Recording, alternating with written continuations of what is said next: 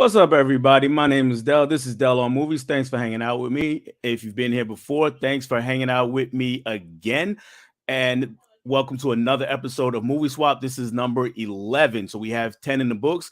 And my guest tonight is going to help us march towards 20 and beyond. And he is the mustachioed one, as some might be inclined to refer to him, and he is the man of the random movie rankings. We're talking about Derek of Pure Hangout. What's going on, Derek? Hey, Del, what's going on? Thank you so much for having me on. I'm excited to talk about these movies.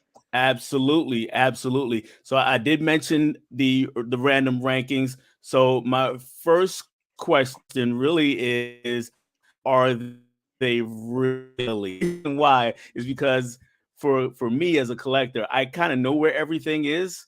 So it wouldn't be really random for me. So how do you make that happen? So yeah, I basically when I moved my collection down here when we had our kids. So basically, we needed to make room for the twins, and then I moved all the movies down here, and then the order of them just sort of became chaos. Nothing was in alphabetical order anymore, and that's how they started. And actually, I started doing the random rankings upstairs, where the movie collection used to be. So I'm in the basement now. So they used to be in order. So I had a general idea of what letter I was near anyway. So that was about as ordered as the random rankings have ever been. But then ever since down here, it's been, absolutely random. And I try to keep it that way. And I feel bad though, because like before this, you're like, hey, don't forget to grab that movie. And it's like, man, I'm going to be down here for a little bit searching for it. So anytime, I'm doing a live or I have something more specific planned, I'm down here searching for the movies for a while. I imagine my OCD would kill me to be Yeah. quite honest. All right. So recently you did a series, you did a few videos where you did random rankings, but not from your own collection that I see behind you, but you went into a closet where your wife had her collection. Yeah. So first question on that is did you get permission or just ask forgiveness afterwards?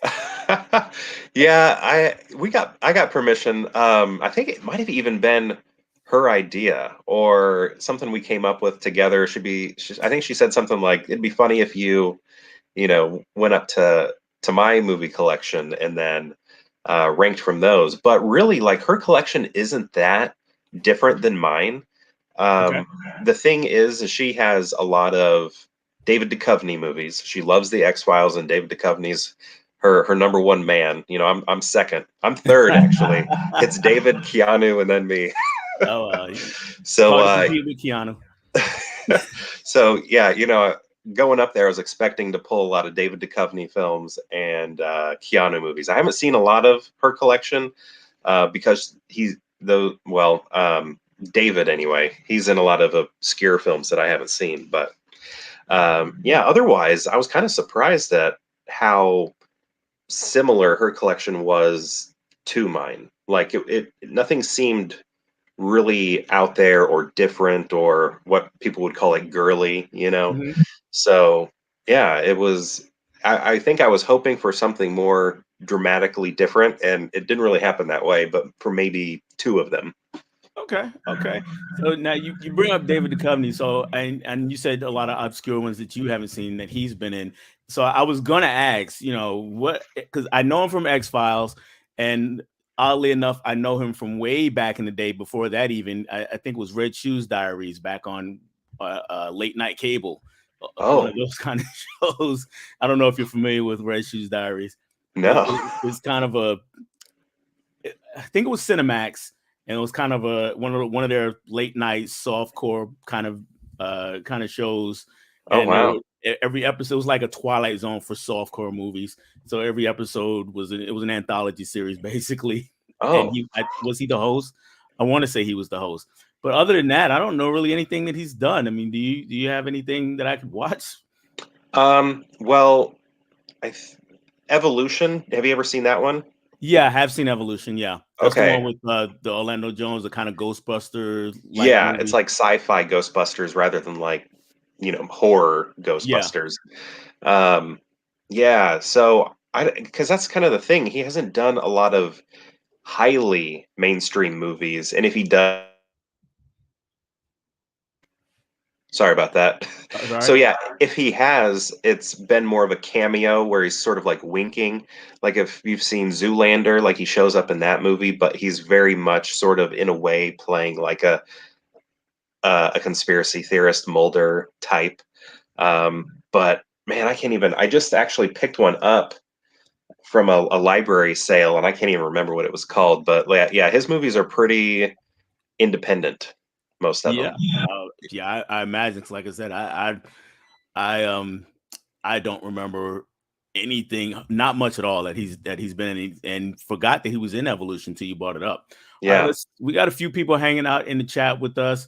Look like we just hit double digits a little while ago. Thank you for all for being here. So let's see who's out there. Walter was here. He says hey to both of us and how's it to going? everybody in the chat. Thank you for dropping by, Walter. If you missed my conversation with Walter, go check that out. We had a really good conversation last week. Laren is here. Hey, Laren. He Hey, says, Laren. yep. Hey to both of us. Good evening. Absolutely. Mika is here. Hey, Mika. Mika. And we got Laren saying hey to Mika. Mika saying hi to Laren. And Mika remembers Red Shoes Diaries. Yes, it was Skinamax. Yep. I've never heard of that. I Yeah. wonder if my wife has heard of that. I mean, I think she knows everything he's done, so probably, but that's one I need to look into myself. Yeah, it's interesting. I don't know if it ever made physical media or not. I'm not sure. Hmm. And a lot of those Skinamax movies and shows, they didn't make it past VHS if they did, most Right. of them. So it might be out there somewhere, but you might have to do some hunting. Holland Oates is here. What's going on, Holland? Hey, Holland. And Laren saying hey to Holland.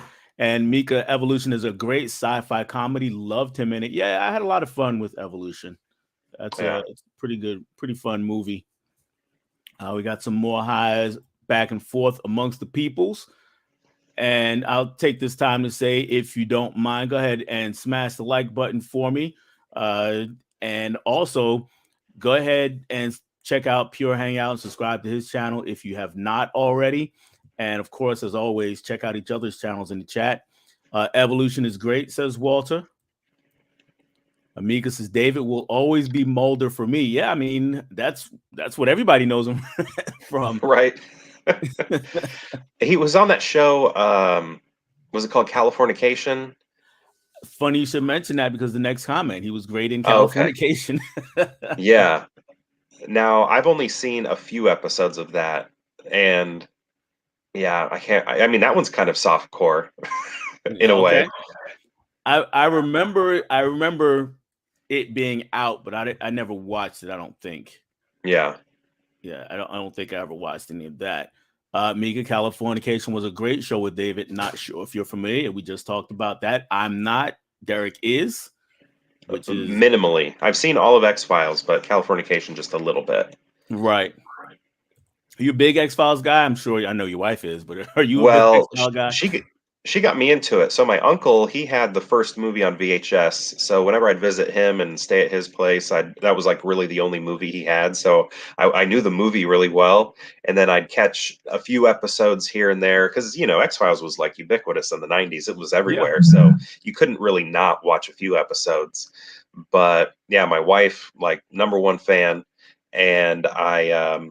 When we were dating, she was like, "Hey, do you wanna watch the show? Like all of it?" So that's kind of how we started dating. I go over there every Monday after work, and we watch a few episodes. And not only did we watch the show, but we watched the spin-offs also and the movies, and we did it all in uh, chronological order of their release. So there's a spin-off show. Actually, there's a couple of them, but one called like The Lone Gunman. There were shows that kind of only lasted one season. They weren't Okay. quite the hits that X-Files was, but yeah. So the story of your relationship is X-Files and chill. Oh yeah. Yeah. My brother was huge into X-Files, and I watched a few episodes here and there. I never really got totally into it, and that's probably because I didn't never saw it from the beginning. Right. And I never bothered with the movies because I was like, I'm gonna be lost. Maybe one day I'll give it a go. I'm not Yeah. sure about that. Greatest quote for me in Californication is Cokie Smurf. Okay. I don't know, so I don't really get it. I wish I knew. And X-Files. yeah, love it. XFiles and chill. There you go. And Huck is here. He says, Hey, "What's Huck. good? What's going on, Huck?" Huck is the trivia man. We haven't gotten a trivia show in a while, Huck. Are we getting another one anytime soon? Not no pressure though. I It's promise no about pressure. time. I need to redeem Mr. myself on that show. 1964 is here. Or Mick 1964. I'm sorry. I grew up with the Night Stalker. Very cool. Thank you for dropping by 1964. I really appreciate that. All right, we got some more haze back and forth going on, and we will Huck says, yes, it's coming back soon. Looking forward to it. So Nice. we're going to step out of the chat for a minute and get into the reason why we're here. So, Derek, if you would let the people know the movie that you chose for me to watch or you suggested for me to watch. Yeah, so the movie I suggested for you was one that is very critically panned and very hated, I feel like. But now that there's some distance from its release, I'm always curious to know what first-time watchers think. And that is Lady in the Water. It is an M. Night Shyamalan movie. I think it's one of his forgotten films, and if it's not forgotten, it's one of his most hated films. Maybe not anymore. I think he has more films that people do not like. Um, but yeah, this was the movie I chose. Should I give a little synopsis? Sure, absolutely. Yeah, so basically, this sea nymph, right here, played by Bryce Dallas Howard, is sort of sent by her community of the ocean to come to dry land to inspire somebody to write something incredibly inspiring that will join people who live on land and those who live in water, her people, to like live in harmony again and sort of change the world and in big major ways. But while she's on this voyage to inspire this person, she sort of gets trapped in this apartment complex that the person who she's meant to inspire is living. And basically, she's found by Paul Giamatti. She's being chased by various creatures. This is very much a fantasy film, or a fairy tale film might even be more accurate. And Paul Giamatti helps her, saves her, uh, brings her to his room, and then they need to find a way to get her back to where she's from, and the apartment complex sort of works together and finds their purpose in not only their world, but their purpose in how to send her back from where she came from safely. Was that a good synopsis? What do you think?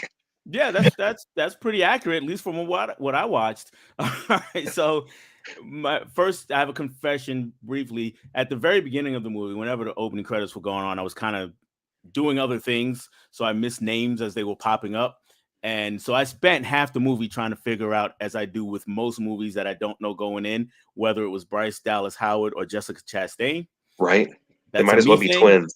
I'm telling you. So once I eventually figured out it was Bryce Dallas Howard, I was like, okay. Not that it mattered really. It's just one of those things that kind of nagging me. Once I figured that, I was kind of able to move past it and get into the story.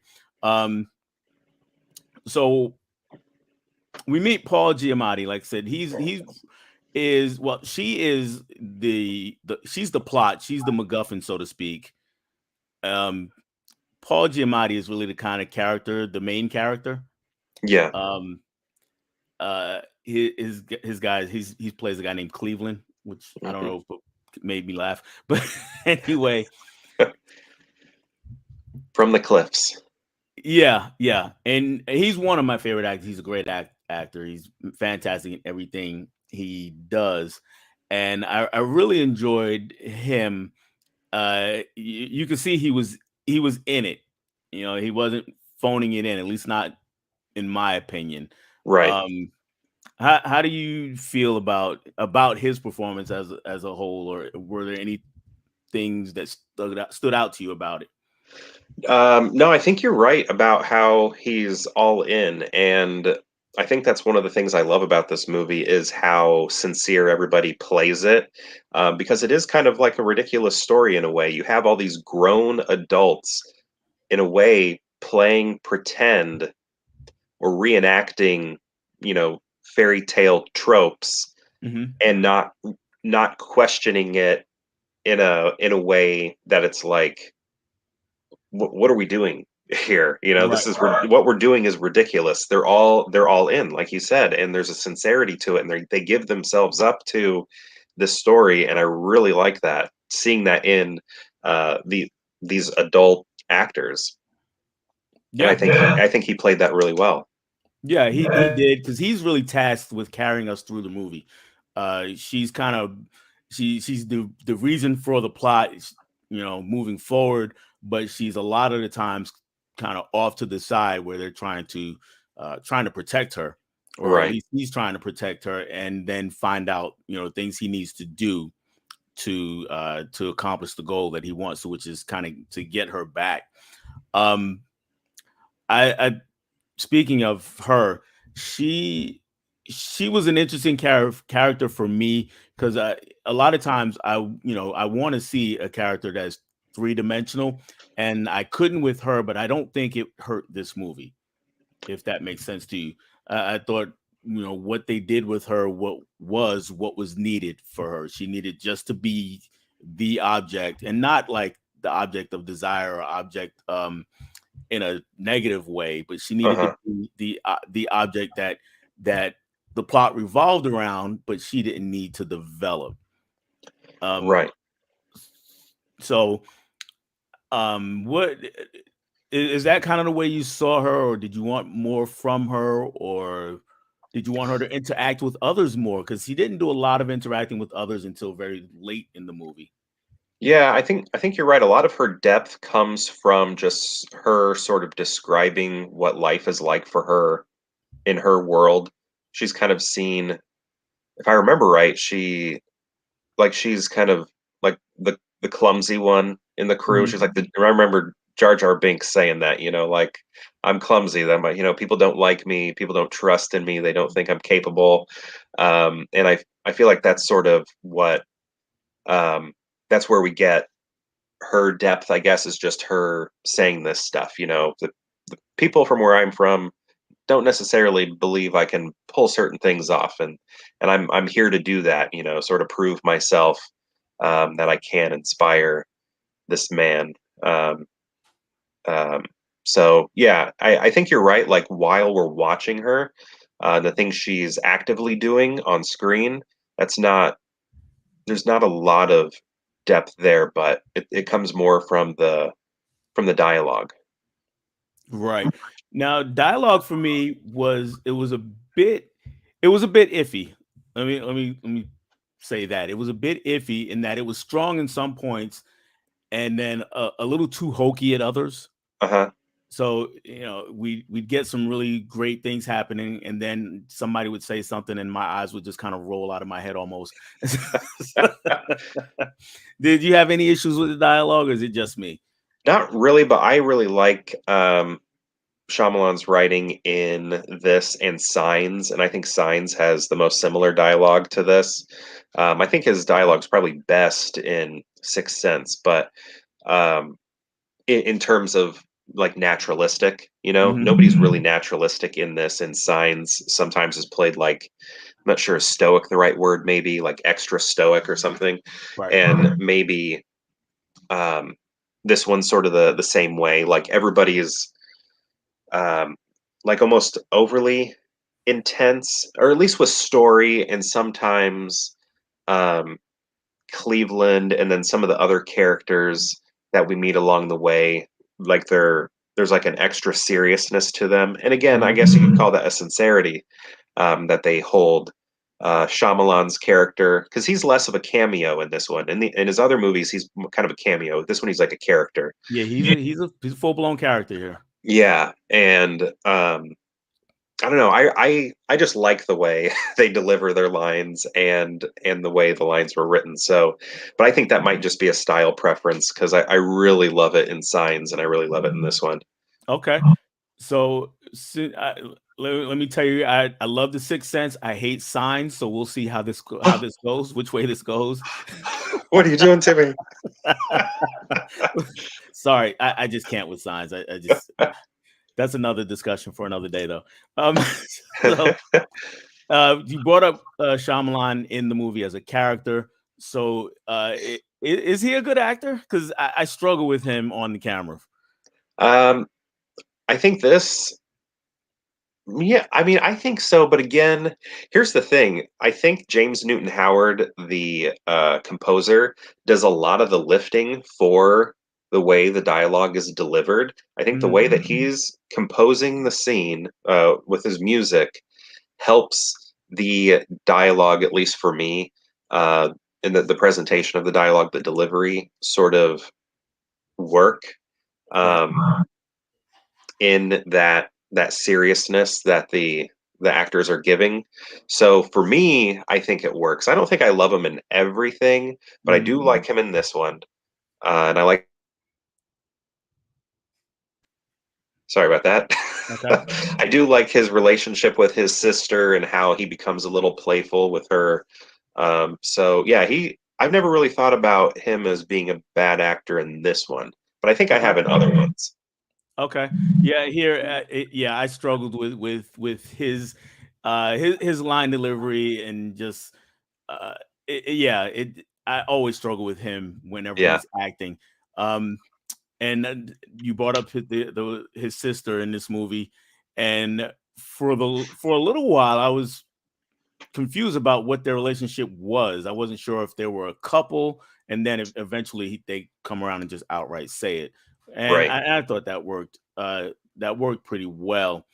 Um, you talked about the music and the composing. It's the composition of the score. And I thought that was a big positive for the movie.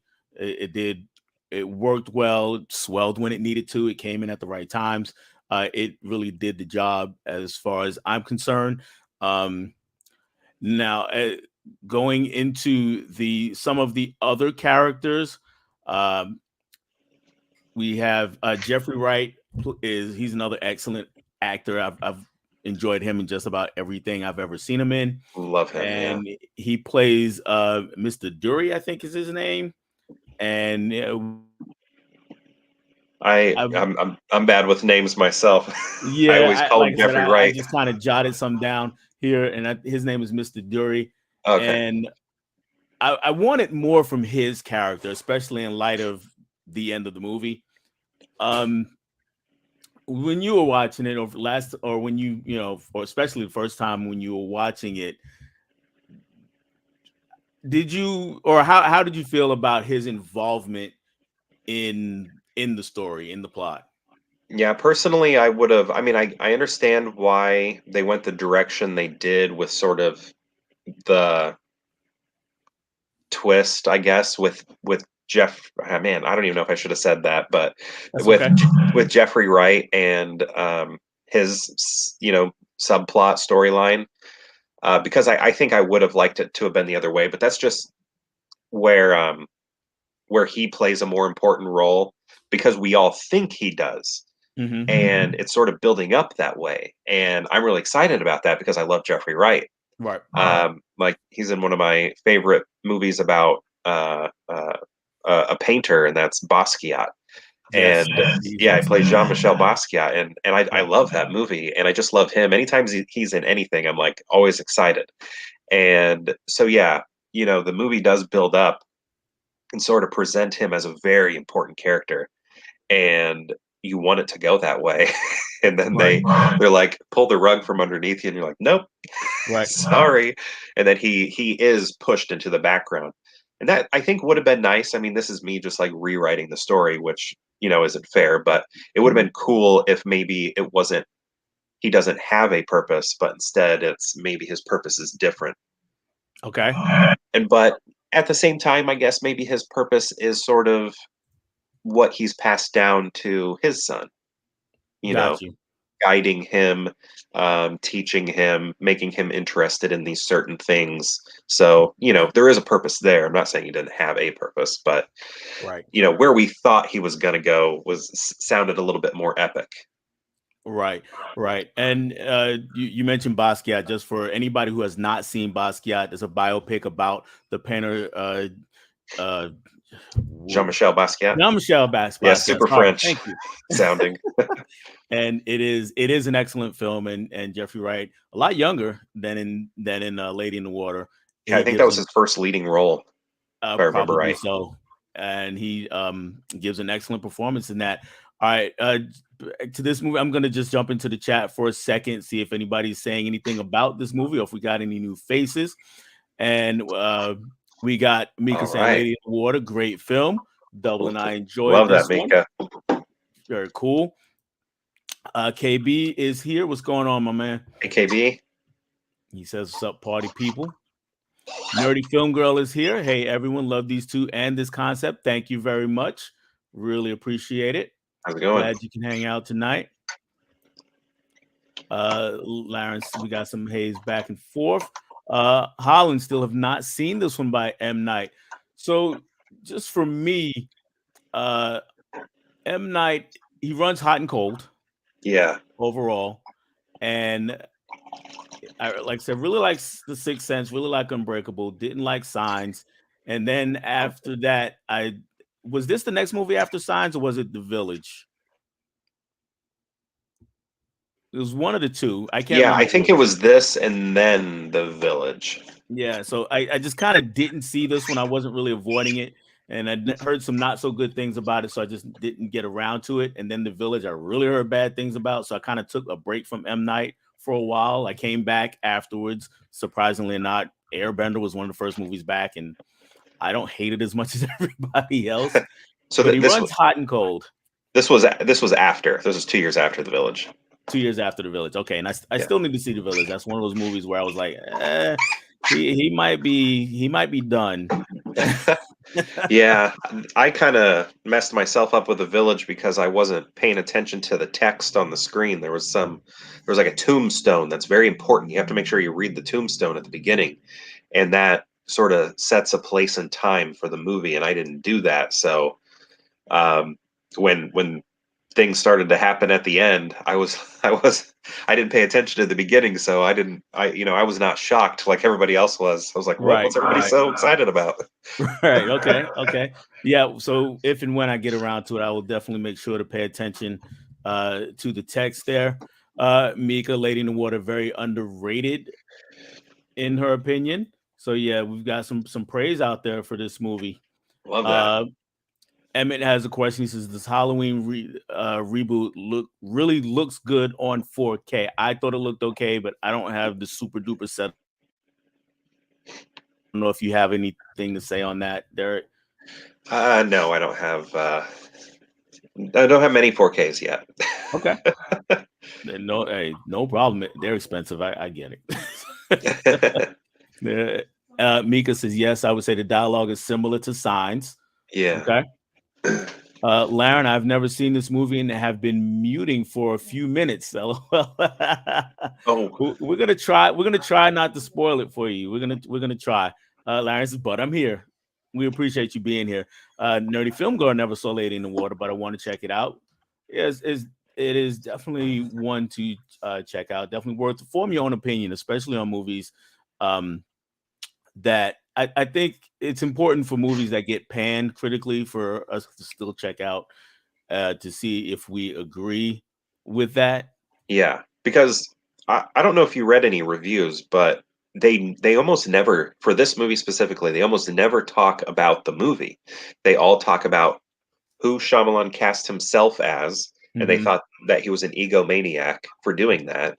And that's like, well, that's not really what the movie's about. You're focused on this director. And it was a movie, what he wrote, he gave it to Disney, who produced his other ones. And they were like, I don't know if we want to make this one. It's not really the vibe we're going for.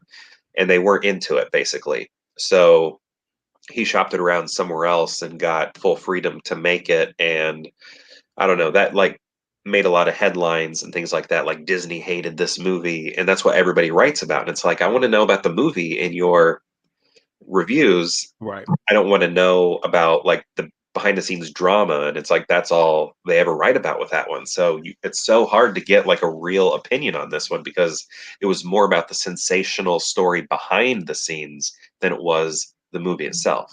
Yeah, and if you're if you're a good movie reviewer, and I don't claim to be a good movie reviewer, though I used to do written reviews on. I used to have a blog. I still have the blog. I just don't use it really much. Yeah. Um, and you always got to remind yourself that you got to talk about what you see on the screen and not what happened before to get it to the screen, because at the end of the day, we fast forward any number of years, people that find the movie are not going to remember or know about Right. all that other stuff.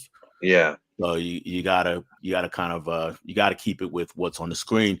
Tony is here. What's going on, Tony? He says he wants The Village on Blu-ray. Has it made it to Blu-ray? I don't think it has. I don't think Wow. so. Has it not? Wow. Probably I'm not not. sure if anybody knows in the chat. Let me know, because I'm not sure. I don't think it has. What's Johnny watching? He says, "What's up? What's going on, Johnny?" And it's nice seeing you again, Tony. He's talking to Tony. And Mika, I really enjoyed The Village and the twist in the film. So Mika, I'm finding out, is just a fangirl for M. Night Shyamalan is what's going on here. And we got some more highs back and forth. M. Night does run hot and cold. Overall, I enjoy a lot of his filmography. Yeah. Same. I'm the same way. I hate a Yeah, lot of his stuff, and I love a lot of his stuff. I'd still call him one of my favorite directors. I'm always excited whenever I hear he's coming out with something, even though he has all those bad ones. he's an interesting director for sure.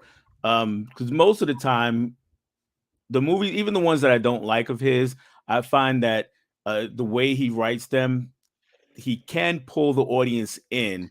It's just a matter of whether he can close it out in Right. a satisfying manner, Yeah. and that's not always the case with him. Emmett asked, do I think Jamie Foxx will do good as Spawn? I think he will if they ever make the movie. I mean, Spawn reboot has been going for 20 years now. It's Yeah. amazing. He's And he's I mean, he's getting old, but he's staying young. I feel right, like I've right. gotten older than him. And Johnny says, I don't think Village has a Blu-ray release, and Tony says it does not. Okay. And Walter has some more thoughts about Shyamalan. He says, I love Knock at the Cabin, but Old was just okay. It Yeah. really is hit and miss with Shyamalan. I have not seen Knock at the Cabin yet. I did see Old, and that was exactly the case. It was an interesting concept, and the end just didn't quite do it for me. So let's go ahead and get back to Lady in the Water, though. So if we talk about themes for the movie, for me, what, like you said, she's trying to inspire this person to write this great text and inspire someone, and we eventually find out who does the writing and who they're supposed to inspire, sort of who they're supposed to inspire. Took it as, and maybe I'm off my rocker here, so I wanted to get your opinion on this, is really as a deconstruction of fairy tales, not necessarily trying to be its own fairy tale. It was kind of, hey, look at what they do in fairy tales. And I got that because every character, they had a certain role that fairy tale characters have, or at least we're told that they have a role. And then there's a lot of flips in there. It's like, oh, maybe not. Maybe this person doesn't have it. Maybe they're supposed to be something else. And then we had the one character who was an expert on plots and kind of breaking everything down all the time. So that's what gave me that idea that it's really a deconstruction of fairy tales more than it's trying to be a fairy tale. You think I'm going in the right direction, or you saw it differently? No, I think that's right, and I think a lot of it is about like even the writing process. Um, well, you can almost watch this movie and imagine Shyamalan writing it Like, okay, I think I'm going to have this character maybe play this role in the movie. And then as he's writing, as he's going along, I think he maybe changes his mind. He's like, you know what? I think this person might serve this purpose a little bit better. Mhm. So let me write it that way.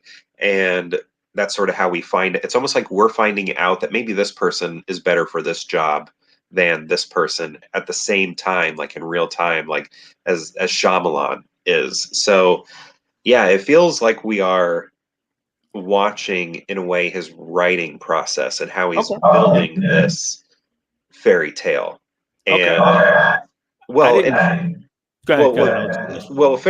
with fairy tales, a lot of times you are just sort of making them up on the fly. You sit next to your kid's bed, tell them a bedtime story. You're just sort of throwing things out as they come at you.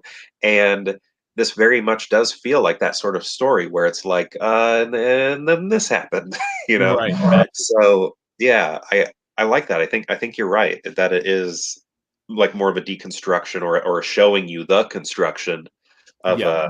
a fairy tale story. Okay. That makes a lot of sense as far as when you bring up the writing process. And by the way, Ken is here from Mid Level Media. What's going on, Ken?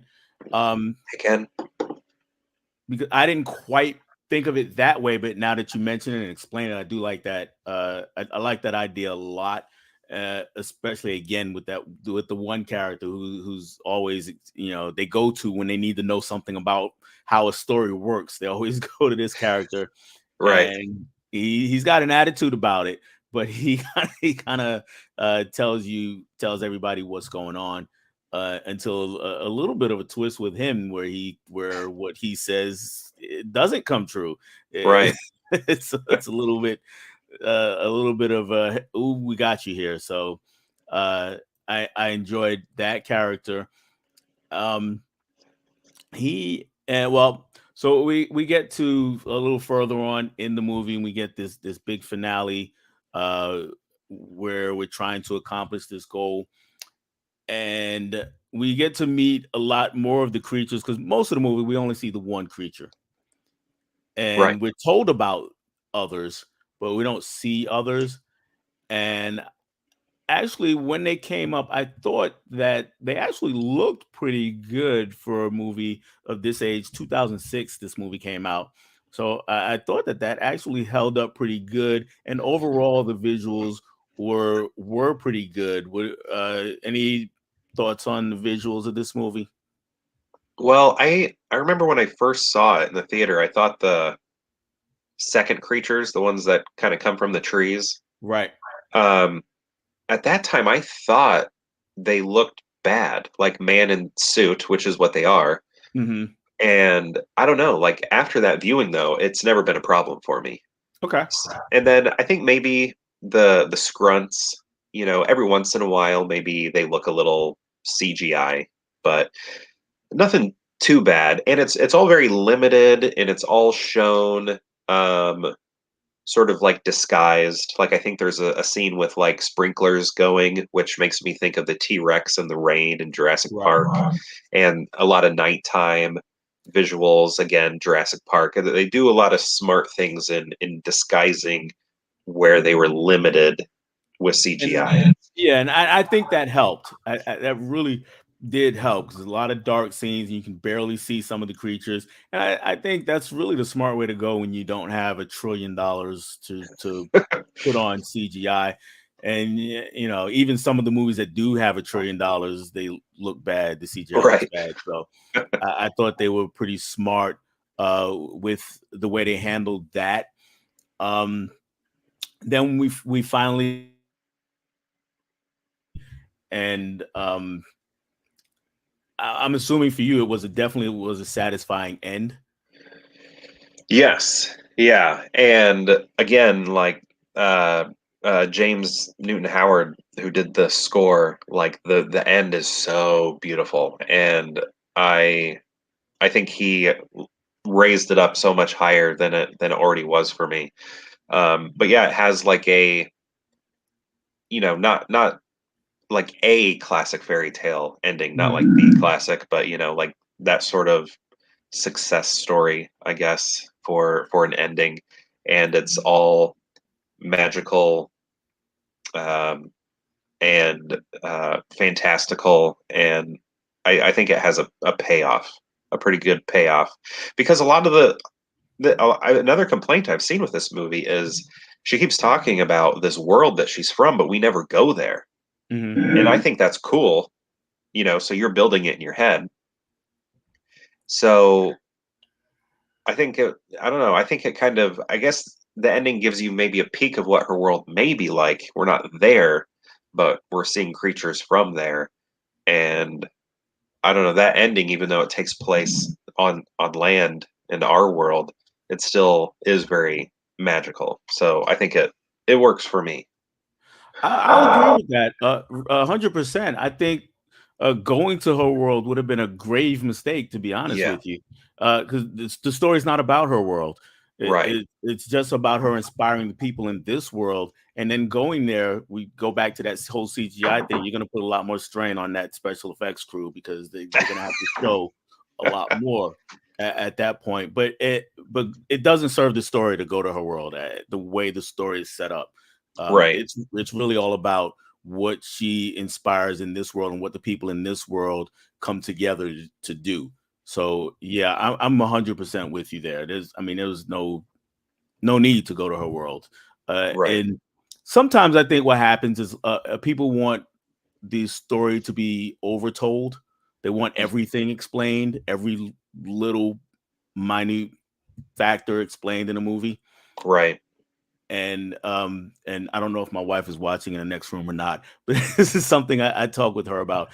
So for instance, I'm going to spoil Gravity here, guys, if you've not seen Gravity. So at the end of Gravity, Sandra Bullock, she lands in the water, and then she manages to make her way onto the beach, and she starts walking off into the woods. Movie ends. The assumption we're to have, of course, is that she's back on Earth in civilization. She successfully completed her descent to Earth without dying, and she's just going to go on with the rest of her life happy. So at that point, my wife, when she watched, was like, well, I wanted to see her I wanted to see her get back with her family and have a reunion with them. I'm like, well, the movie's got to end sometime, and at some point you just have to assume that that's what it is. So, and I feel similarly in this movie. It's like, we don't need to see the end of her journey. Setting her off on the beginning of her journey is what the movie is about, and whether Right. or not the characters can accomplish that. So, and that's just where I landed with that. So I really did appreciate that we did not go to her world. Yeah, I think that was the best way to go, to leave it to our imagination. Yeah, absolutely. Walter's got a question for you. I'm gonna jump back into the chat before we go ahead and before we put this one to bed. Walter says, Derek, do you collect anything else besides movies? And second question, what, in your opinion, is the most disturbing film you've ever seen? Okay, so yeah, up here I have a bunch of Beast action figures, Beast from X-Men, and I currently have every single Beast action figure ever available, except one, which is I think going to be mailed to me next month. Wow. It's Mattel just put it out, so I'm just waiting on them for that one. So yeah, anything Beast X-Men related, and then and I have a couple statues too, but I don't have every statue, so I need to work on that. That's where I'm going next. He's my favorite Okay. X-Men character. Um, Favorite Marvel character. And then most disturbing film is probably Human Centipede 2. That one, it takes place in our world. So it's like somebody from our world who watched Human Centipede and is inspired by it and tries to recreate it. And it is so gritty. It's in black and white. It's disgusting. It's um, gore. It's disturbing, like you said. It's the most disturbing film I've seen. I have totally avoided that whole franchise. I just have no interest Yeah, because I think I the know first the kind of basic premise, but I have no interest. Yeah, I think the first one was fine. You know, I just watched that one kind of casually, but the second one was too much. Yeah, understood. And I'm just a follow up question. Then why Beast? I know you said he's your favorite, but why him? I think I like the contrast of the way he looks versus his intelligence. And my stepdad, was a doctor, and he was like a really strong dude. Okay. So I don't know. I think that might be part of it because he was always in a lab coat. So I just always thought of him like as an MD.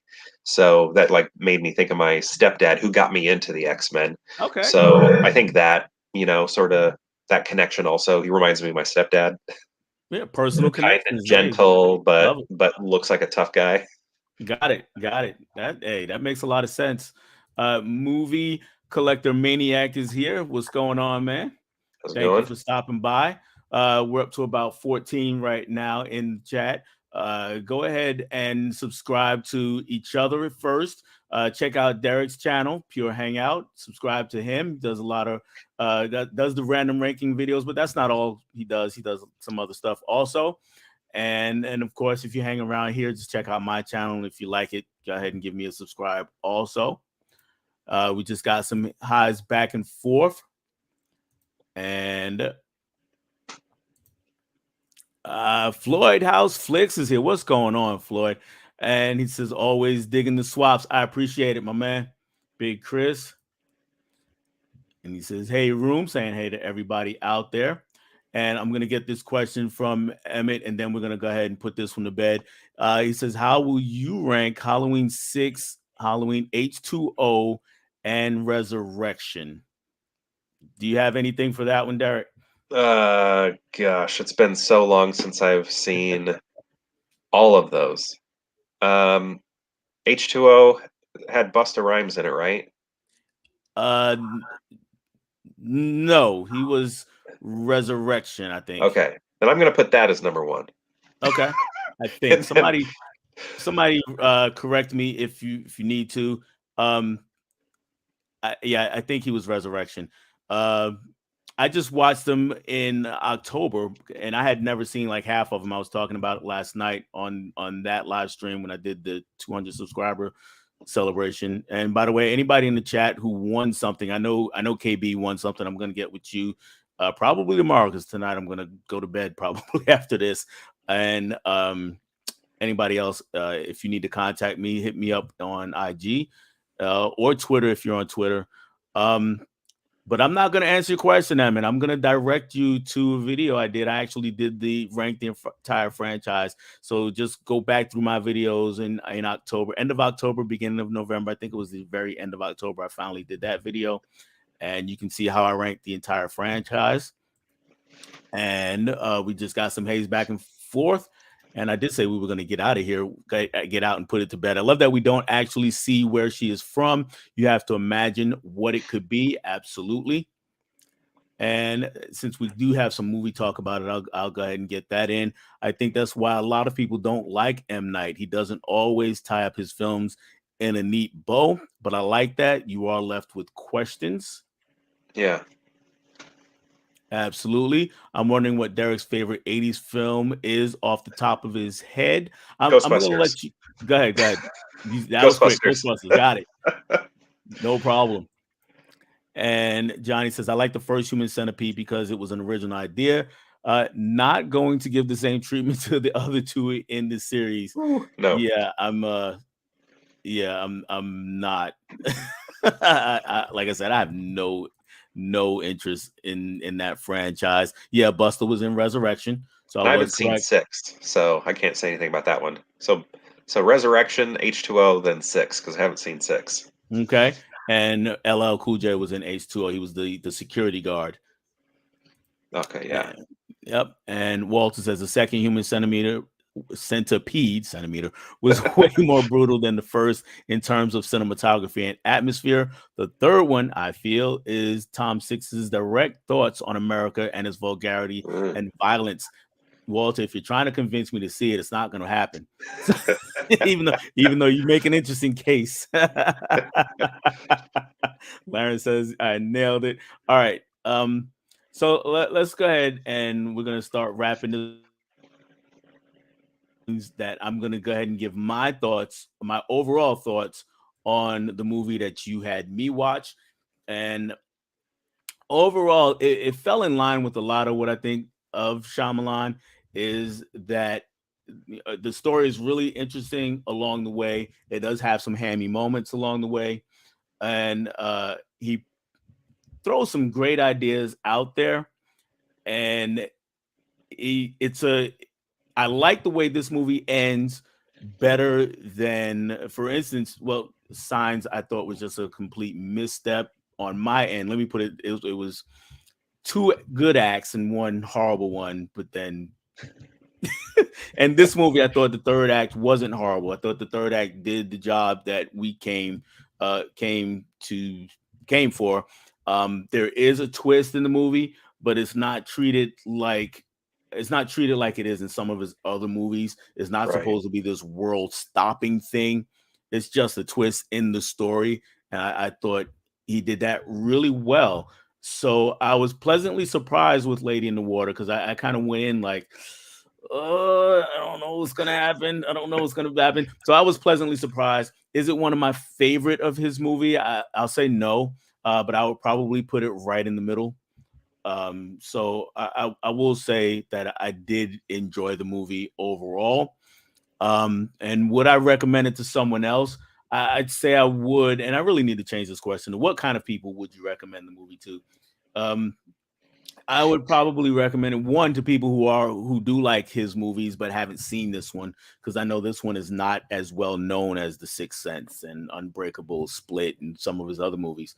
So I would recommend it to those people and people who are not necessarily looking for like a full on mystery, but kind of a fantasy fairy tale kind of mystery. Those people I think would enjoy this movie and quite honestly, people who don't have a preconceived notion of what an M Night Shyamalan movie is, because Yeah. that can really color the way you see a movie.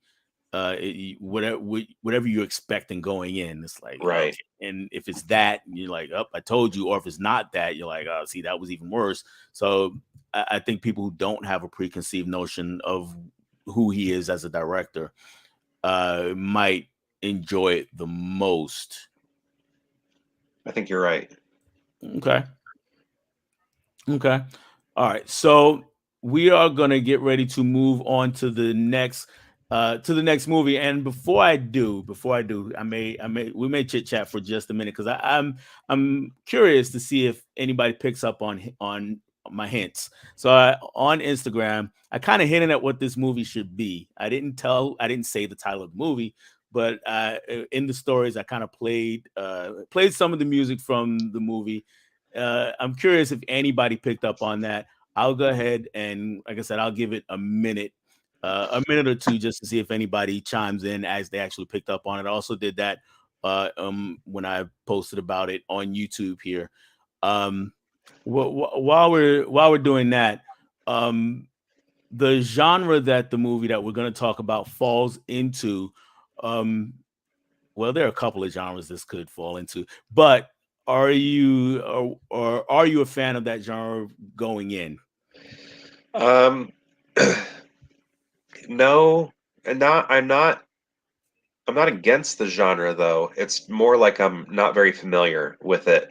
And I feel very bad about that because my stepdad loved this genre and was always Okay. watching movies like this. And he probably knew this movie. I'm sure he knew it, but I don't know. I mean, he's not with us anymore. And I Mhm. just so wish I could have watched this with him because I'm sure he had thoughts on it. I'm sure it's one that he probably loved. But I watched a few movies from the genre with him, but I never became well acquainted.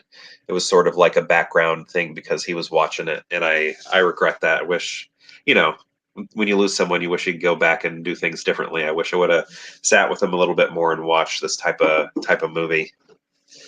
Yeah. We always have those thoughts. I a few years ago actually lost my mom a few years ago, and one of the last conversations we had, it was kind of like this. We were kind of bantering back and forth about a movie that she really loved that I really hated, and but we had a good time with it. With that conversation, always enjoy those with her. She wasn't the huge movie buff that I am now, but she definitely watched her fair share. We always had to go to Blockbuster every weekend. It was mom, we got to go. Blockbuster. We got nothing else to do. Blockbuster. So so she definitely watched her fair share of movies and knew a lot, and we had a great conversation. So I completely understand that. So far, no biters, no takers on what this next movie is. So let's go ahead and get into this movie. It is we're going back to the 80s, from the 1980s, and I'm sure some of the people who are here have seen this movie. I'm going to say Big Chris from Floyd House Fix. If he's here, I'm pretty sure he's seen this movie maybe 30 times. And that movie is Berry Gordy's The Last Dragon. That is the movie. He's got it also. So this movie, a quick synopsis on The Last Dragon. Our main character, his name is Leroy, and everybody calls him Bruce Leroy because he is such an avid fan of Bruce Lee, and he is also a martial arts master, or he's trying to be a martial arts master. At the beginning of the movie, we meet him. He is studying with his master, and we find out quickly that it's his last lesson, because his master's like, you only have one thing left to do, and I'm going to send you on your way. I am no longer your master. And he says he's like kind of incredulous about this, and he is going to, but he goes on this mission to find another master, to find the last bit of enlightenment, and possibly get the glow. uh so that is what he is after. But of course, there are other things happening. We meet Vanity. She's playing Vanity is the actress. If you're not familiar with her, she was in a group called Vanity Six that Prince put out way back in the day, and she was also did some acting. And she is the host of a Soul Train American Bandstand kind of show, dance show, and she's everybody's favorite. And we meet another guy named Eddie Arcadian, and he's kind of a gangster, and he's trying to muscle her into playing his girlfriend's music on her show. And his girlfriend is, if you're an 80s kid, you'll know Cyndi Lauper very well. She's kind of in that mold, but not nearly as talented as Cyndi Lauper. So she and we get a lot of conflict there, and the those two worlds collide as Bruce Leroy takes a liking to her. And then there's there's Shonuff, the Shogun of Harlem, and he is played by Julius Carey. Rest in peace to him. And he has designs on being the undisputed kung fu master in Harlem, and Bruce Leroy stands in his way of that. So he's kind of antagonizing our hero, and hoping to beat him down. So and I do, as I'm saying that, I see a lot of comments have been popping up for the. I'm sorry, I'm way back here. Up here we go. Mika says, great pick. Love this film. Bruce Leroy, movie collector maniac. I have that movie on Blu-ray. Kiss my Converse, no doubt. I love that line. My girl Vanity was in it, so we were there. Yes, Mika. And still rock my Vanity 6 on vinyl. You got a favorite Vanity 6 song, Mika? Nasty Girl is always the one for me. Blu-ray, Bruce Leroy eating popcorn with chopsticks had me rolling, Johnny says. Absolutely. and I saw that they have a new release of the film coming out soon. Can't wait. Yeah, I believe it's getting the 4K treatment, and I'm looking forward to that. And I will start with you on this, and later on, I'm going to talk about my recent experience watching this film. But I'll start with your first impressions of Bruce Leroy at the beginning of the movie, basically from his training session early on to when we do see him, walking through the streets of Harlem in his karate gi and the wide hat. Go Right. go go for it. So yeah, I guess so starting at the beginning, we're seeing his skill in martial arts. So in a way, I'm not sure what to expect fully. Like, is this going to be a tough guy who, looks like Van Damme angry or something like that? And Uh-huh. then when we get to know him, he's very meek. I think might be the best word for it. He's very soft spoken um, and I guess you see this a lot in martial arts films, or at least the ones that I've seen. Very disciplined. Doesn't not a hothead or anything like that, like the opposing side of those types of films usually are. So yeah, I just liked how soft spoken he Yeah. was. That was kind of unexpected because it was almost like an exaggerated form of of that. Oh yeah, it was definitely an exaggerated form. They went out of their way to make sure you knew that he was an outcast in his own neighborhood, Right. and everybody else kind of gave him weird looks everywhere he went, Yeah. He and looked like kind of he was in a different world than everyone yeah, else. yeah, he was totally in a different place than everybody else, and they played that really well. Taimak is the actor that plays Bruce Leroy, and he's been in some other stuff, but this he will forever be Bruce Leroy. Um, to me and just about anybody else who's seen this movie. All Yeah. right, so we get to the movie theater scene pretty early on, and we meet Show Nuff, and he comes in and he announces himself and then challenges anybody in the movie theater to show him that he is not. He says, "I'm the Shogun of Harlem, and who wants some, come get it." And interesting, of course, they're watching a Bruce Lee movie. They're watching Enter the Dragon at the time. And what do you think of Show Nuff? Well, I don't know if I'm giving away too much of behind the scenes of how this series works, but you gave me a small list of movies Yeah. and asked me to pick the ones pick from the ones I haven't seen. So the movies I hadn't seen, I went to their trailers and watched the trailers.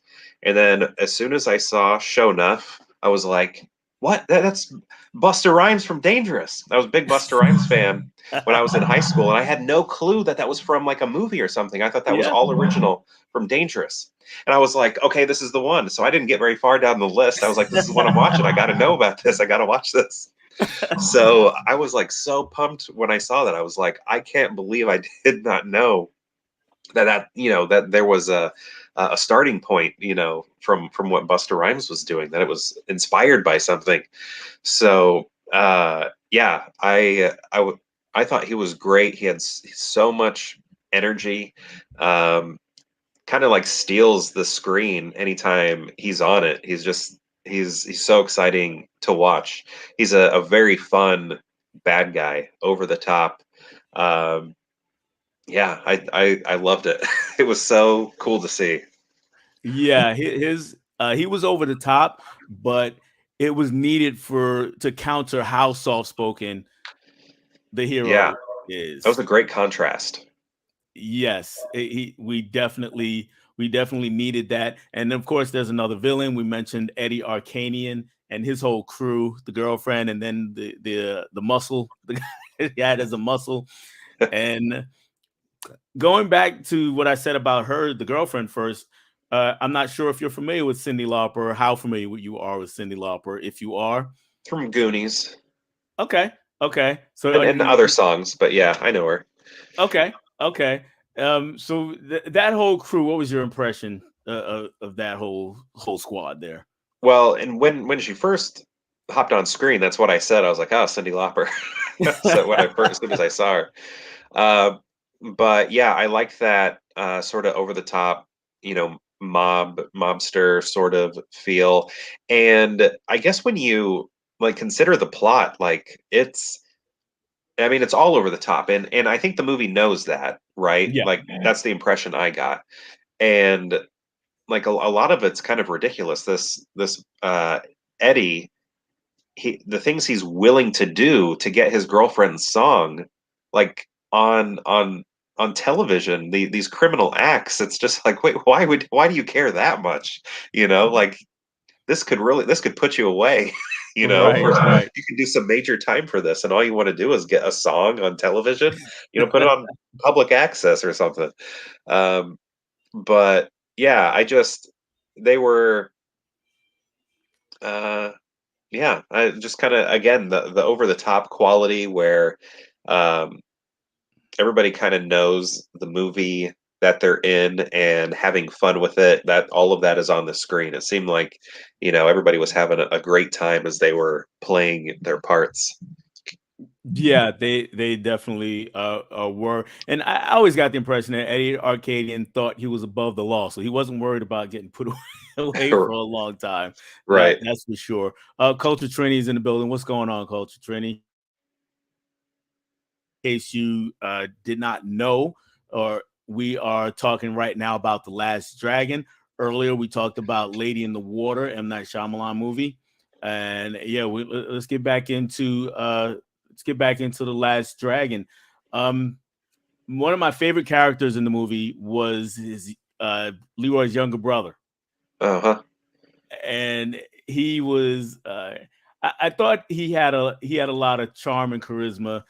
Um, I don't know if he did anything else going forward. Did he resonate with you, or did he was just kind of a non-factor for you? No, I like following him, um and his buddies that he would run around with. I thought they were a fun crew. um yeah, he has like some, I don't know what would be the word. It's it's like some hidden jealousy maybe in his Yeah, brother, even though he's making fun of him, um, thinks he's weird and all of that. But I think deep down there is some jealousy, and then that jealousy really comes forward when Vanity pops in. And I like felt bad for the little guy, for the little brother, because he's got the hots for her, and then like his brother sweeps in no problem. I mean, and she's all in on right, Bruce right, Leroy. I mean, she's hot for him, and he doesn't quite see it because he's such a naive man. right, right. And yeah, I felt bad for him. And then things, they sort of like reconcile and everything, but Yeah, you do feel bad for him because he's a child compared to her, so he has this crush, all these feelings for her. He's going through, I'm sure, puberty and everything, so and he feels he has a shot with her. So it is kind of sad, when when he loses a shot. right. He lost his shot. And in case anybody who hasn't seen the movie, and yeah, you mentioned that he's a child. I mean, he's like 13, 14 years old, maybe 15, Yeah. and his Bruce Leroy is an adult, and so of course so is Laura Charles, who is Vanity's character. So it's not like he had a real shot, but it was one of those deals where he has a crush on her, and it.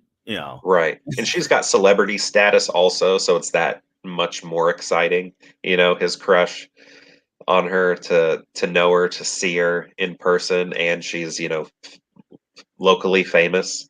Hmm, hmm. She, yeah, definitely locally famous. Um, now, what do you think about Vanity as an actress? What do you think? How do you think she did in this movie? I thought she was good. I know her from Action Jackson. Yes. That's the only thing I'd ever seen her in, and then when she popped up in this, I was like, "Oh, I know her." So actually, I didn't even know Vanity Six. So if I do, I didn't know she was in it. I might just know some songs, but didn't know the name when you said that. but I thought she was good. But when she's doing her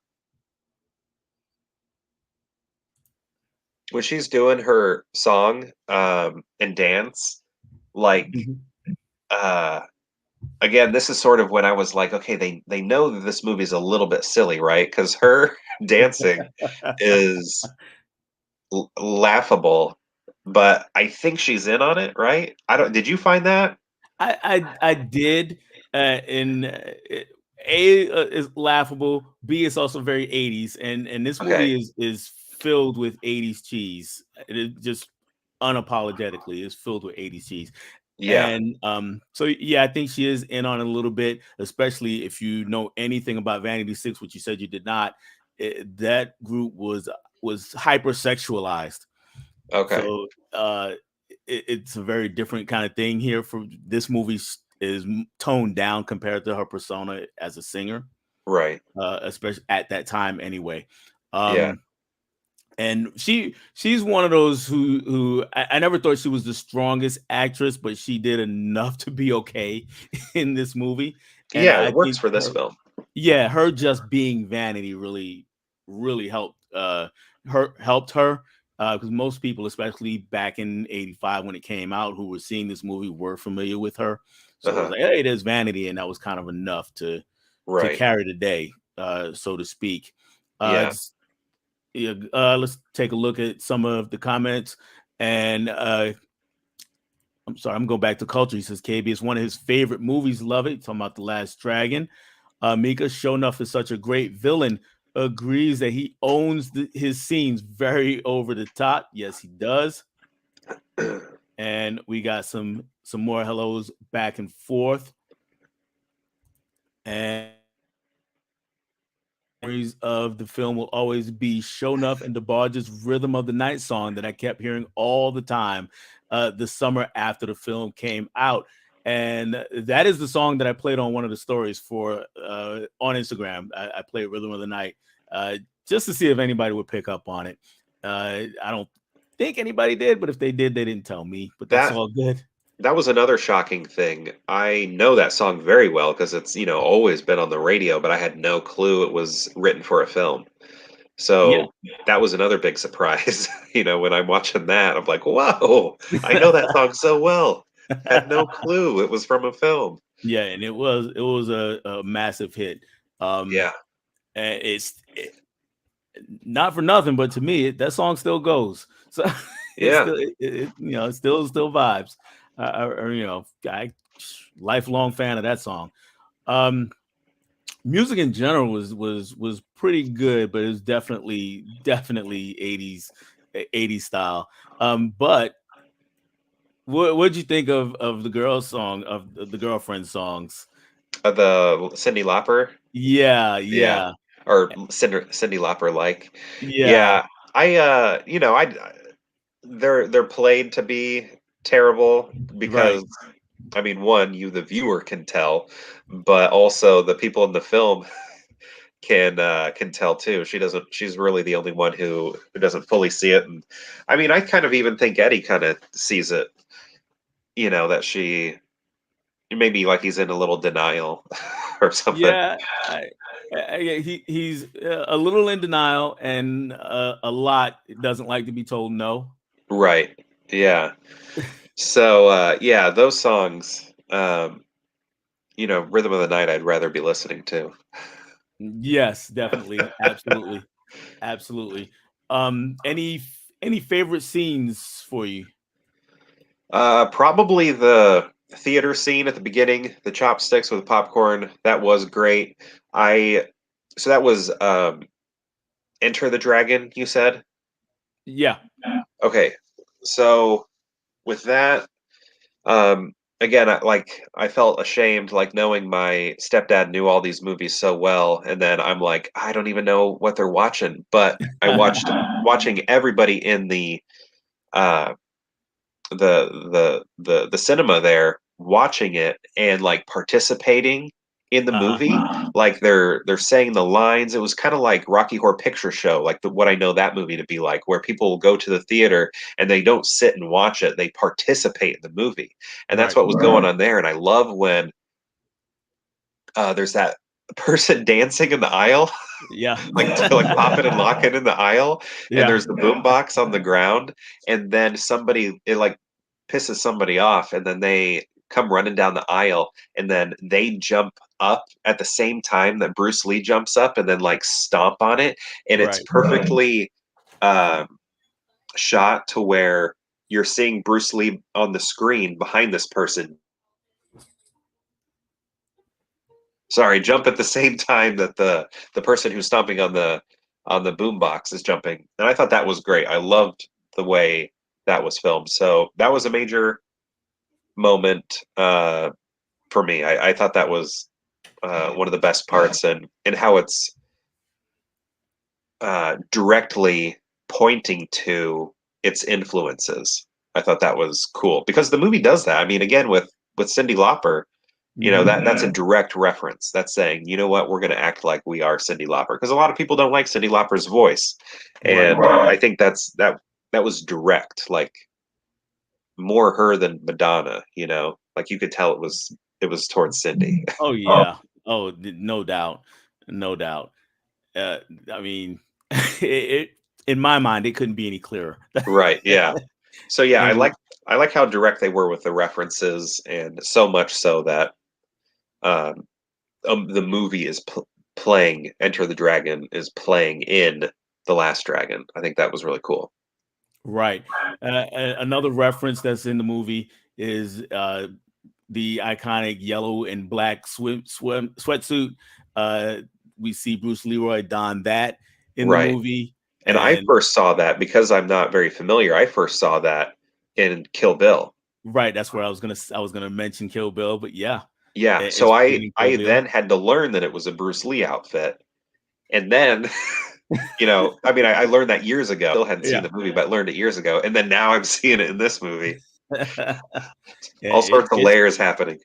yeah, it's popped up in a lot of places, in in other movies, in video games, in TV shows. So it is definitely an iconic outfit. No mistake, and especially when the movie came out in '85. By that time, I mean Bruce Lee had passed away long before, right around the time Enter the Dragon was released. But especially in a neighborhood like in a neighborhood like Harlem and in black neighborhoods, Bruce Lee was maybe even more popular than in other neighborhoods. I know he was worldwide icon, so no, not taking anything away from that. I just know the connection, and so yeah, I could imagine that seeing being pretty close to reality, seeing people in the theater just kind of going with the movie and saying it line for line. Right. Um, yeah, that is one of my favorite scenes. Uh, Cody, aka Dude Who Loves Movies, is here. He says, "What's up?" What's up, Cody? And yep, he also says, "Don't forget to roundhouse kick that like button." Thank you, Cody. Really appreciate it. And he's got a line for you. He says, "You're my boy, Blue." All right. Sean Zarnecki is also here. What's going on, Sean? He was among the crowd that hung out with me last night, also. Really appreciate that. And we got some more hellos back and forth. And I'm definitely going to have to check the replay out. Yep. Cody, we're talking about The Last Dragon now, and talked about Lady in the Water a little bit earlier. Not sure if you've seen either movie. Sean Sisdell just created an Instagram and gave you a follow. Thank you, Sean. I appreciate it. It's I'll be awesome. sure to check you out once I get off of here, and I will do the same. And Cody, I love Rhythm of the Night by DeBarge. Yeah, we were talking about that. I mean, it's still a bop, as the kids say. Mika says, yes, the yellow outfit. So many references in this film on Kobe's. And here we go. Last Dragon is awesome. Haven't seen Lady in the Water yet. All right, Cody. No problem. All right. So the we get the payoff at the end. And again, I'm gonna try to tiptoe around it because there are a couple of people who haven't seen it, and gonna just tiptoe around it a little bit. What did you find the end, the payoff? to your liking. Yeah, and unexpected also because I'll try and tiptoe also, but Show Nuff presents himself so large, very like postures himself. So in a way, you think that's all it is posture. You don't necessarily know if he has the skill he says he has. Um, is he more proving himself through words, his yelling and all of that, but maybe he doesn't actually have all that skill that he says he has. So I was surprised at how evenly matched they were at the end. um, I thought that was exciting and unexpected.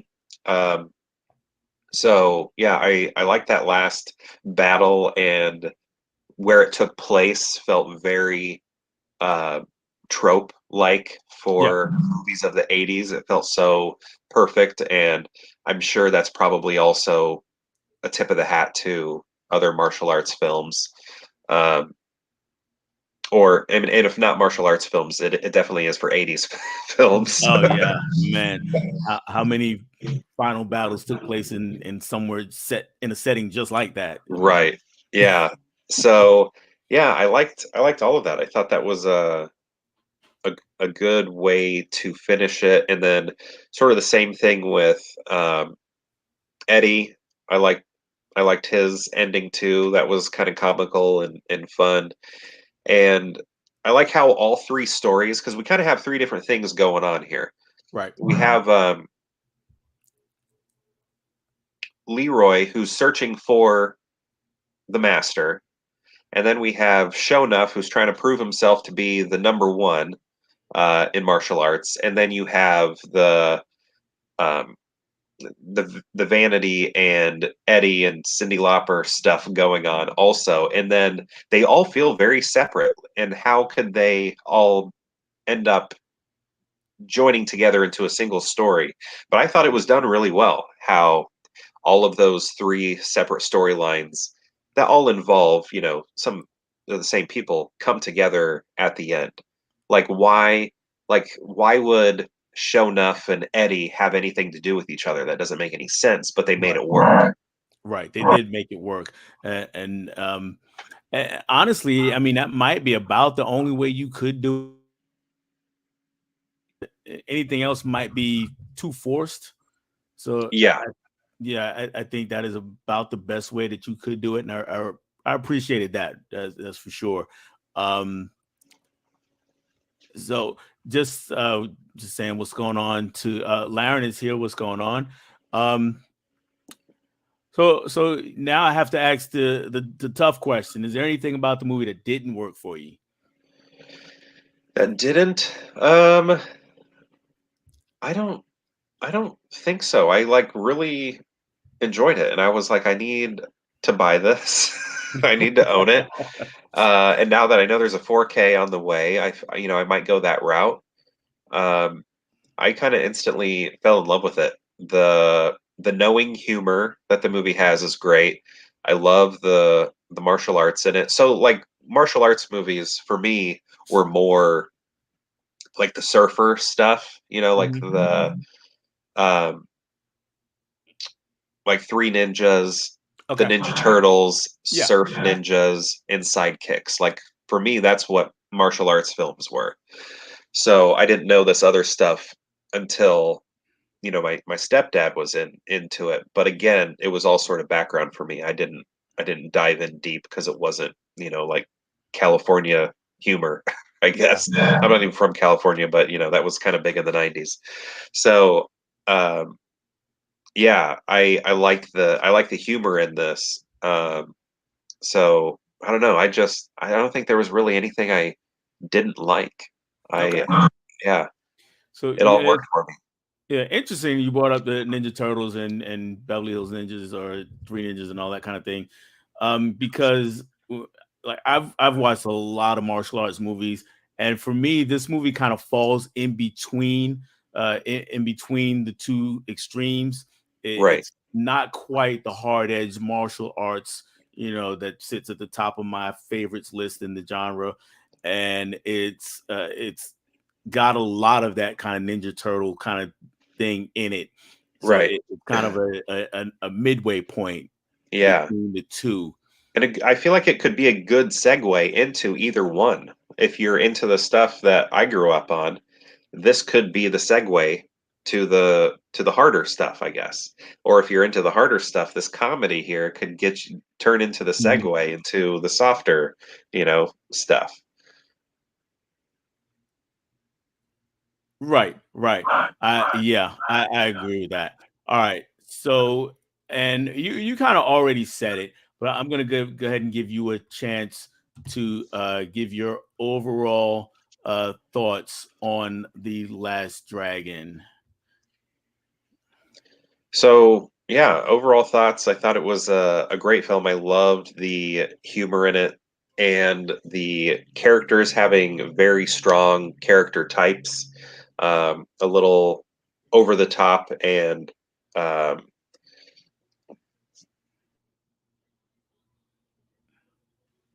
they were all very clear in what their purpose was and the type of person that they were. And we see each one sort of go through uh, a change or develop in some way. Um, but yeah, I think it was the humor, the three stories, and how they were able to converge into a single moment at the end. I thought all of that was done really well, and it was awesome to see where Buster Rhymes in Dangerous, where he got his inspiration from, because I had no clue that was inspired by anything. I thought that was all original to Buster Rhymes. No, and Buster's known for actually having a lot of originality. Um, Yeah, uh, the original part, I guess, was taking it and making it work within the confines of a rap video, right. and he did so. He did so very well. Who would you recommend this movie to?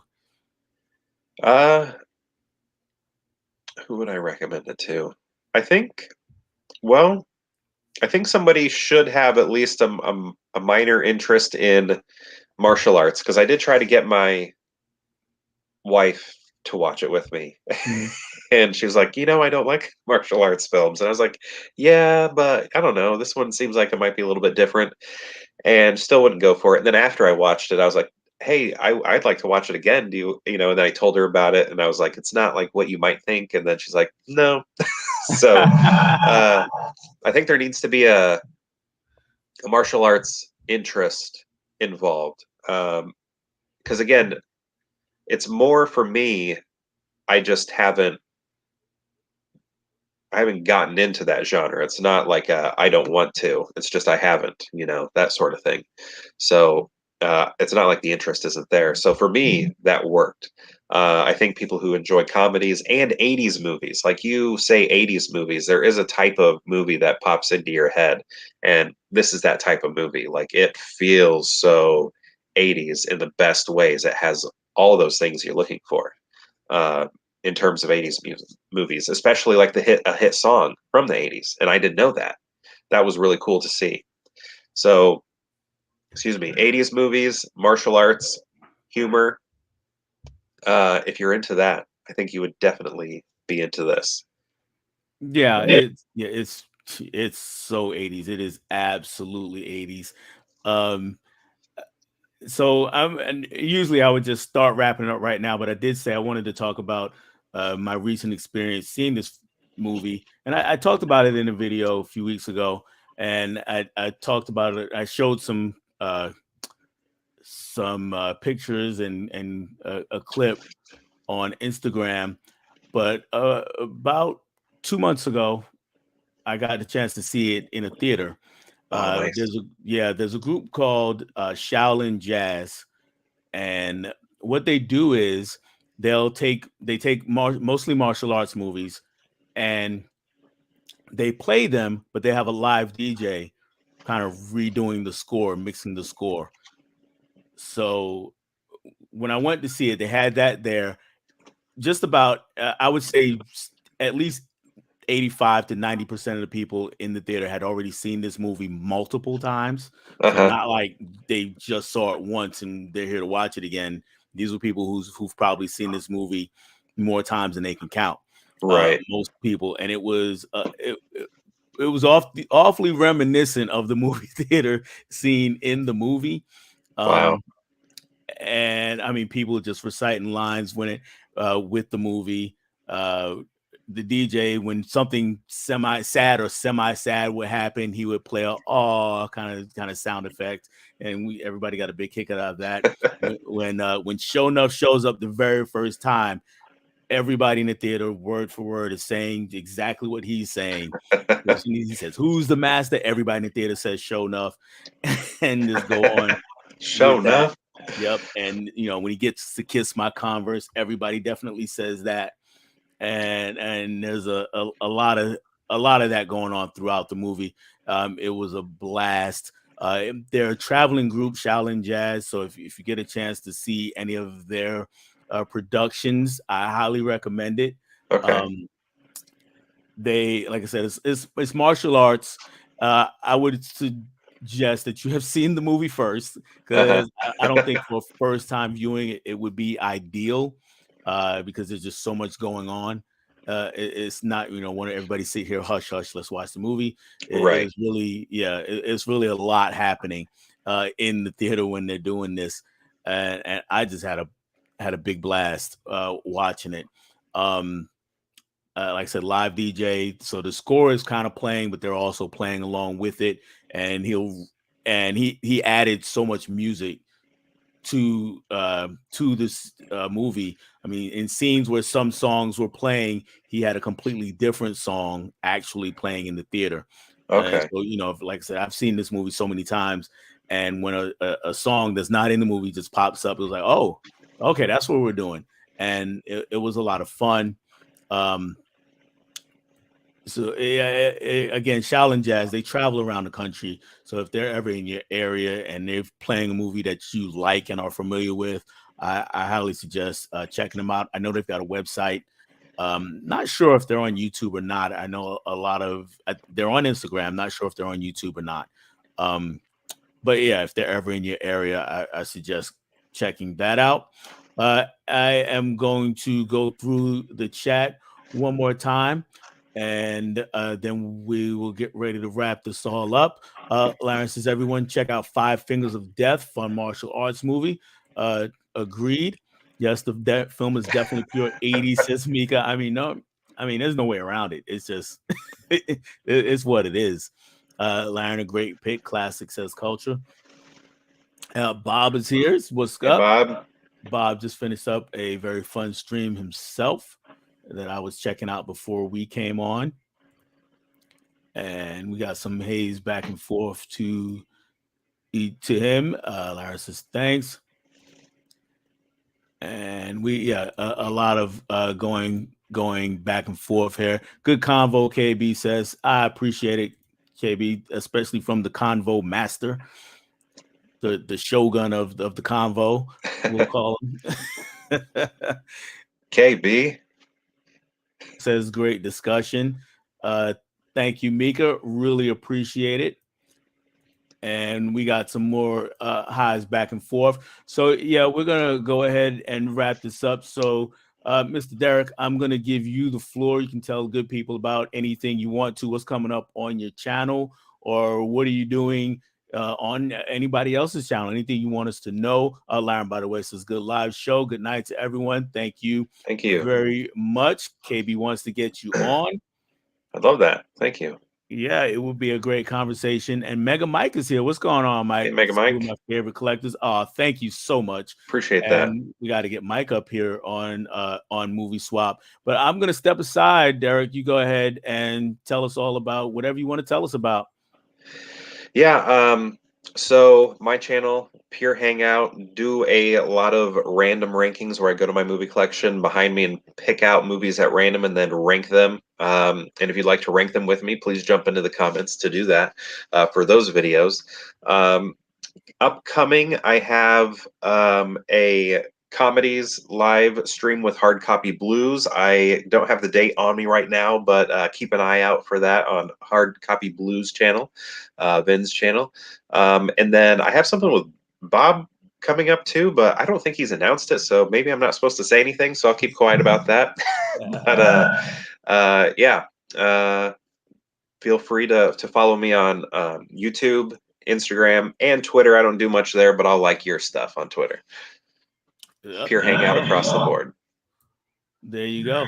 And I forgot to mention this earlier. I meant to mention this when we were talking at the beginning. People say, you know, they want consistency out of their YouTubers, and you're far more consistent than just about anybody I know. If I heard correctly in one of your recent videos, 3 years in a row, a video every day. Yeah, I haven't missed a day of putting out a video since my job told me I couldn't come to work because of COVID. So the first day I was not allowed to go back to work, I made a video and haven't stopped ever since. Wow. So yeah, I'm well over 1,000 videos now, consecutive videos, and I haven't missed a day. Wow. I envy that you are able to do that. I have not been able to do it. Johnny says, always a blast watching the swap. Thank you, Johnny. And I know I mentioned a few people by name that I want to get up here, but I really, if you're a movie collector and I haven't had you on, I want to get you on, whether I've mentioned your name or not. And Johnny is definitely on that list. Bob says he'll peep the replay, keep it up, loving the series. Thank you very much, Bob. And Walter says, great stream. Thank you. So on this channel, I'll just give my little spiel to end it all. And at least not end it all, but end tonight's show. So for me, like I mentioned last night, I have filmed a video where I'm ranking every black-led superhero movie that's ever been made, at least to my knowledge. There are more of them than you think. So I'm curious to see if anybody's seen all of them. I'm editing that one, probably get it out either over the weekend or early next week. Next week on Movie Swap, I'm gonna have a double bill. At least that's the plan. We're scheduled to have 2 of them next week. On Tuesday night, I've got the man 4K D-Ray is going to be in. And then Nice. on Thursday, Big Chris, Floyd House Flicks, he's going to be in with me on Thursday evening. So looking forward to that and having a lot of fun. And I appreciate everybody for hanging out with me for this long. If you're just in, peep the replay. And we see what we thought of both of these movies. Like I mentioned, Lady in the Water, we talked about earlier. The Last Dragon is what we're just finishing up. Subscribe to each other in the chat. Subscribe to Derek at Pure Hangout. Great channel, lots of content, as you just heard. And if you feel so inclined, give myself a subscribe. That's all I have for you guys tonight. I will catch you